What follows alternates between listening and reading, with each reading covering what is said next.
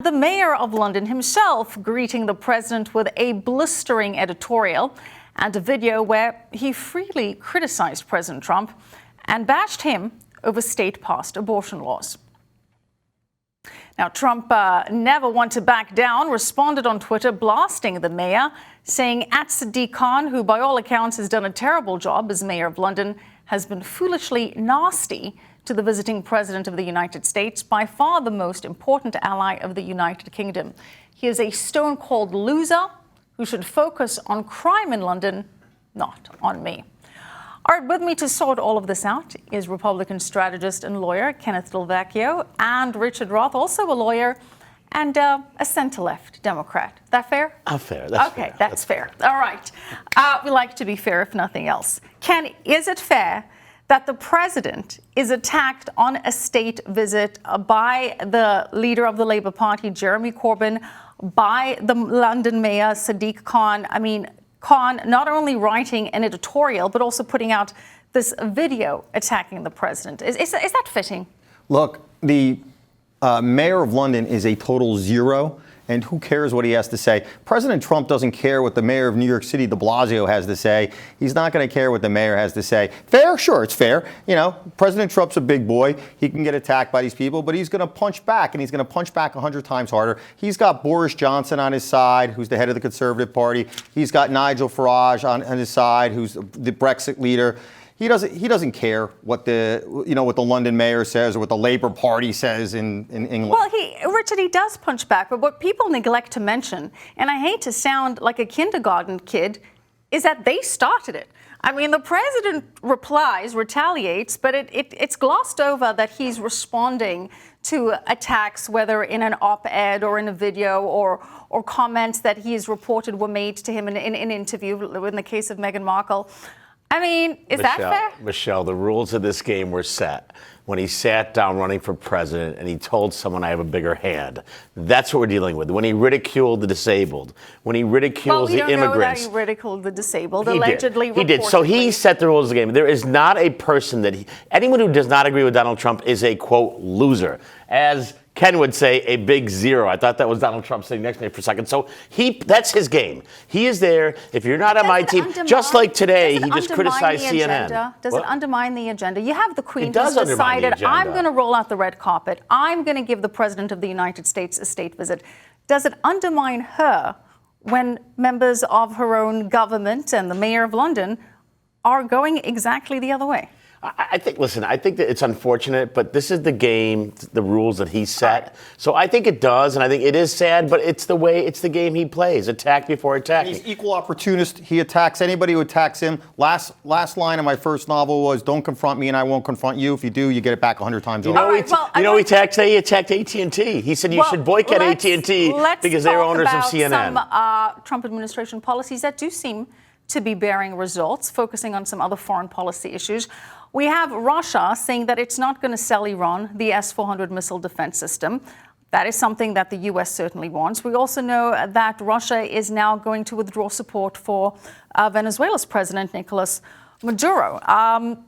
Can we see this as a foreign policy victory for the president, Ken? Absolutely. You know, what's going on in Venezuela is bad for both Russia and Venezuela because Russia is losing their top producer in South America who pays them. That Russian company, that defense operative company, pulled out like literally over 1,000 employees, left it with like 12. The United States right now has such hard sanctions on Russia that this really hurts them. And the reason why they're doing it is because the United States is hitting hard about Venezuela being a communist country, and Russia is just leaving Venezuela with China and I guess Cuba, whatever they can do for them. Richard, can we give the president credit for this one? I will give him some credit. I think that the Venezuela issue has been around. It's been around before Donald Trump, and from the Barack Obama era up to the Trump era, they have been hard on Venezuela for good reason. And I think that Trump does deserve some credit because him being hard on Venezuela has really caused an uproar. President's left, now Russia's turning its back. So I think I do give Donald Trump some credit. It's hard for me to give him credit, but I do. That's why you're our center-left reasonable Democrat, Richard. All right, let's shift back to domestic politics, and go to our senior national correspondent Michael Shore. Michael, you were at the California Democratic Convention this weekend. There seems to be a bit of a divide between the more moderate Democratic candidates and those in favor of more socialist policies. John Delaney and the former Colorado governor Hickenlooper being booed. Tell us more about that. Yeah, that's right, Michelle. We saw that on display, and listen. California is a different place. That convention is typically a different place. When you have so many Democrats, they all have to find a path. John Hickenlooper, the former governor of Colorado, got out there on Saturday, said something he knew he was going to get booed for, and it worked. And now he's on all the talk shows, and he's talking about what he said. So these little tricks of the trade work. And I think one of the parts of this that I think that people fail to pay attention to is that when you go to California and you speak to a gathering such as this, you're getting all elements of the biggest Democratic Party in the country. You're not going to be able to appeal to all of them, yet you have to appeal to some of them and get your name on the marquee, and he did just that, did Hickenlooper. Yeah, that's a good point. We are talking about him. You know who wasn't there is Joe Biden, and a lot of people are talking about why the former vice president didn't show up. What do we know about that, Michael? Well, a lot of people I spoke to were talking about that there at the convention, Michelle. But what you also, Joe Biden was winning this race before he was even running in it. And I think that is part of the tactic of running when you're the front runner and when you're known by so many in the party, is you get out front and you do what you can for your candidacy without damaging it. I don't think he had anything to gain by going to San Francisco this weekend. You get your applause from afar. Listen, this was the crowd that was booing Democrats who were talking against socialism in different ways. And it's on the same day that Barack Obama got a standing ovation at a basketball game in Toronto yesterday. So you see this outpouring in California that's very different than Democrats around the country. Well, and we'll include Toronto as well, Michelle. All right, honorary part of the country, Toronto. Michael, there are over 20 Democratic candidates, as you say, a lot of them just trying to get out front and make headlines one way or another. But what are the official criteria for who now gets stage time at these debates? Well, here's the thing. It's going to change by the third debate, which is in early September after Labor Day.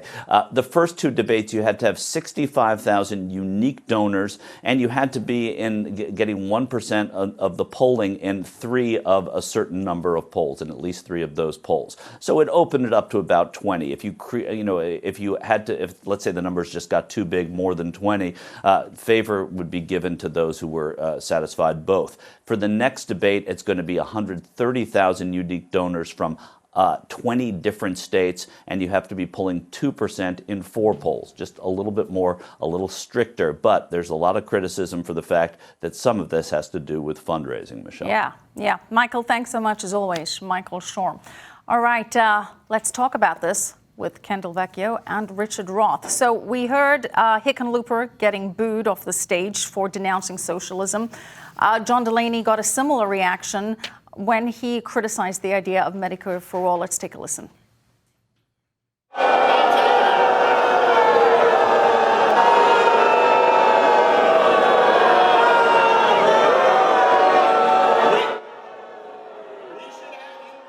Well, we didn't hear him criticizing it, but that's what they were booing him for. And Representative Alexandria Ocasio-Cortez chiming in, saying that he should sashay away because he doesn't agree with Medicare for all. Richard, you're a Democrat. Clearly, there's a growing divide in the Democratic Party on these issues. There is. There was a divide in the Republican Party. Let's not forget. Go back 4 years ago, 5 years ago, we had literally so many Republicans that there were 2 sets of debates. There were the primary and the secondary Republicans. And that's what's going to happen here. Every non-Republican wants that seat. So you're going to have, as Michael just said, you have almost 30 people running right now. It will be taken down. And I sort of like the fact that the fringes, if you will, are being taken out. I'm just hoping the fringes are the fringes on the scarf and not the main thread, because sometimes when you pull the wrong thread, the scarf falls apart. But in this case, I think these people that are, if you will, the ultra liberals, the ones that are being criticized by the Republicans for good reason, I think they're being sort of cast aside. And I'm hoping what comes out is somebody that can win this election, because certainly the Bernie Sanders of the world are just not going to win this election. I mean, people out that far left are just not going to do it. So we'll see where this ends up. But it's going to be a very interesting, if you will, fight for control here. I sense agreement, Ken. Well, on one point, I definitely agree. Bernie Sanders and that are definitely not winning the election. They're going to boo themselves right into a loss. Their only hope to not get slaughtered is by somebody like Klobuchar or Hickenlooper or Delaney or Biden. All of them are going to lose anyway, because President Trump, I think you'll agree, right now, he's got conservatives on the Supreme Court. He's building the wall. He's hitting Mexico with these tariffs, which is surely going to cause them to stop the illegal immigration of the country. Republicans are and he's carrying through every other promise that he's made. The regular people like an authentic leader. They like a non-plastic person, a non-phony. Right. So none of them are going to win. Well, we'll see how the Mexico tariffs work out, but I think he may actually get a victory on that one. A lot of controversy, Richard, on how Democrats get selected to participate in the debate. And as we heard from Michael Shore, a lot of that has to do with how much money they're able to raise. Is that fair? It's not, but it's the system. It's a system for both parties. The bottom line is that money gets you on the platform, and it's how Donald Trump got on the platform originally. So it is. Listen, it's not an equitable system. You need money, which therefore leads to votes. And it's the way it is. People like Warren are certainly not Klobuchar. They're certainly very powerful, very wealthy. Biden, they're people that if you want to run for president, you better have a ton of money. Totally unfair. Should there be a different system? That's the way it is on both sides. Yeah, on both sides. But should there be a different system? On both sides, there should be a totally different system.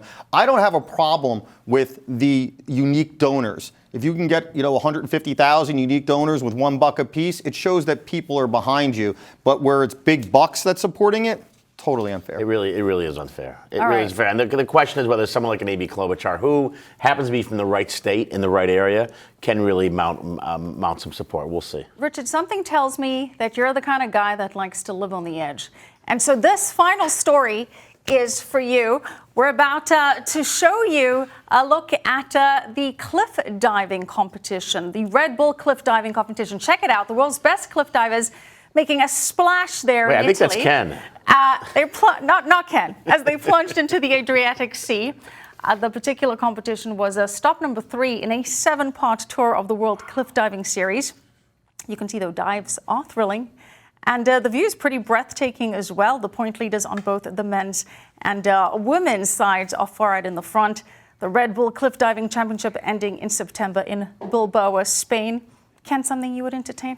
Yeah, well, I'd like to see Richard out in his Speedo there, because I think he would look fantastic. I'm not going to argue with that. I think that's something we'd all like to see. Put it this way, my six-pack is not what it should be. All right. Thank you so much for watching.